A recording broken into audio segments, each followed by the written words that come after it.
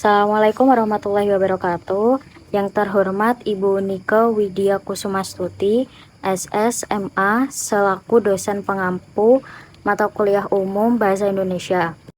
Di sini kami dari kelompok 7 akan mempresentasikan tentang tata tulis karya ilmiah.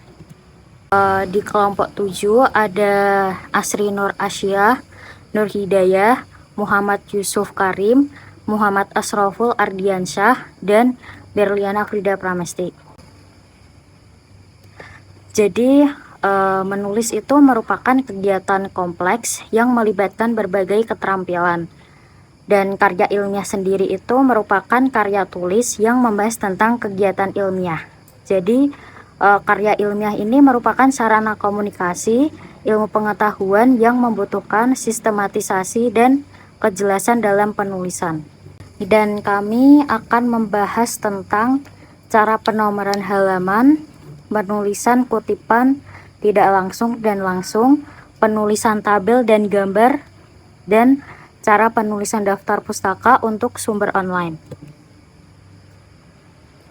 Untuk penomoran halaman dalam karya ilmiah akan disampaikan oleh rekan saya. Yang pertama ada penomoran halaman dalam karya ilmiah. Penomoran halaman adalah proses memberi nomor pada setiap halaman dokumen yang berguna untuk membantu pembaca dalam mengikuti urutan konten dan referensi. Cara penomoran dalam karya ilmiah. 1. Bagian awal. Di bagian awal ada cover yang umumnya tidak mencantumkan halaman. Kemudian ada kata pengantar, daftar isi, dan daftar gambar dengan format penomoran menggunakan angka Romawi. Yang kedua ada isi karya ilmiah.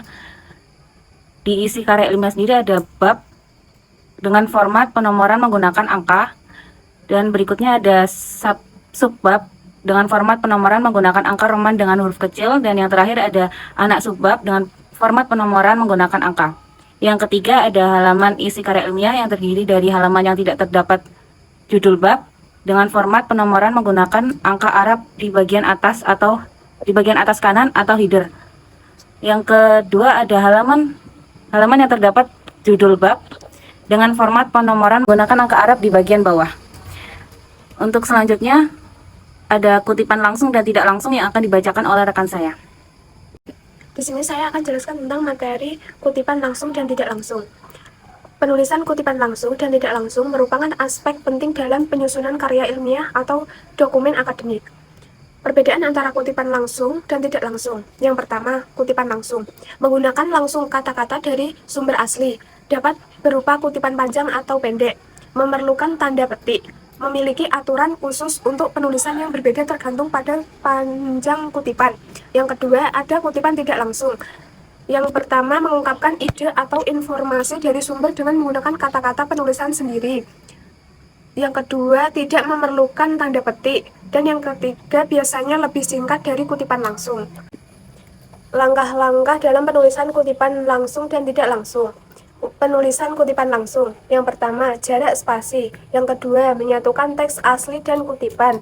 Yang ketiga, menghilangkan beberapa kutipan dengan menggunakan 3 tanda titik. Yang keempat, menghilangkan tanda titik 1 garis penuh. Yang kelima, menyisipkan kurawal.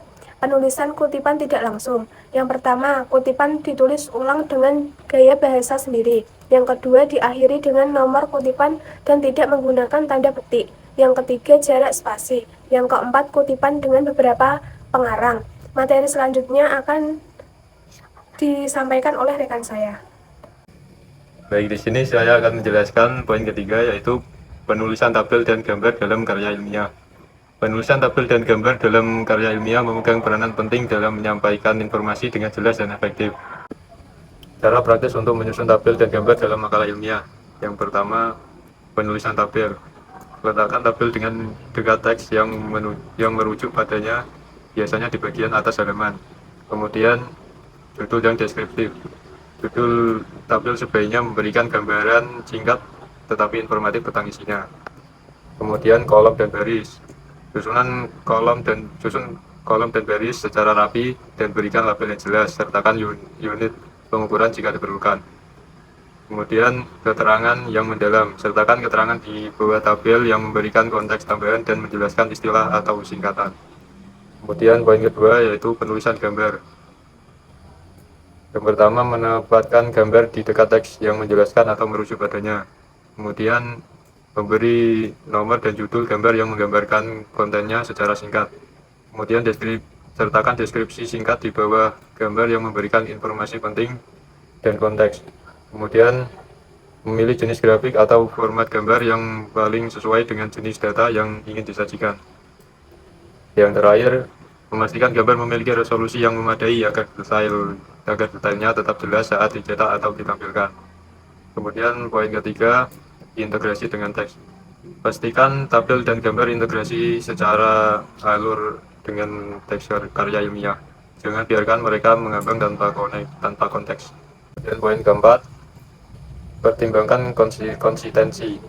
Jaga konsistensi dalam pengguna warna, huruf, dan elemen visual lainnya untuk menciptakan tampilan yang bersatu.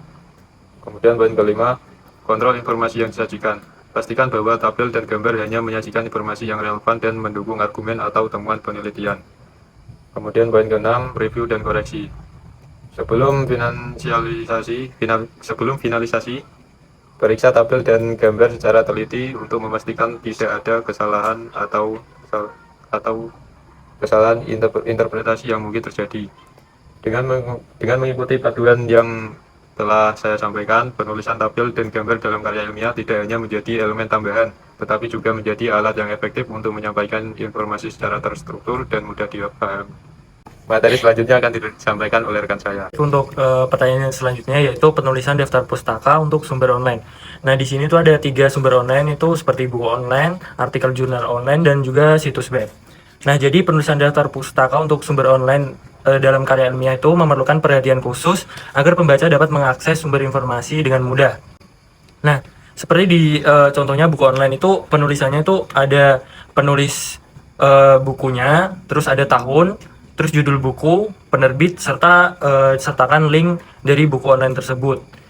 Selanjutnya ada artikel jurnal online, tidak jauh beda dengan buku online, di mana ditulis juga penulis artikelnya, terus tahun artikel terbitnya, judul artikel atau jurnal, dan juga link jurnal tersebut.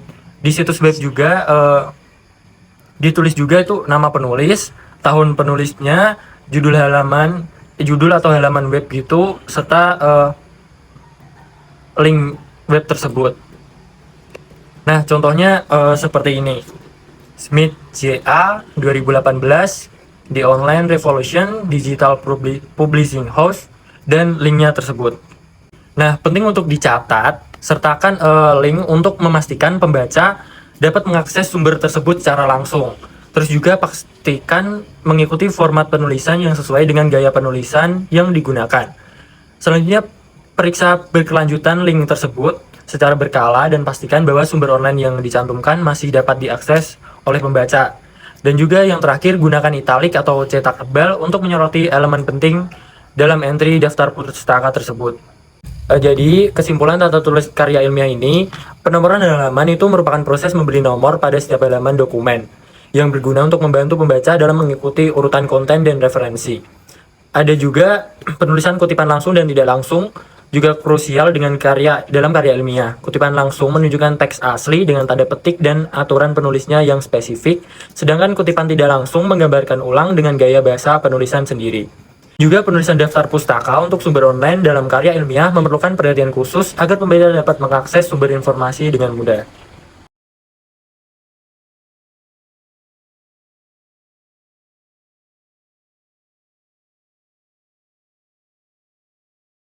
Baik, sekian dari presentasi kelompok 7, kurang lebihnya mohon maaf.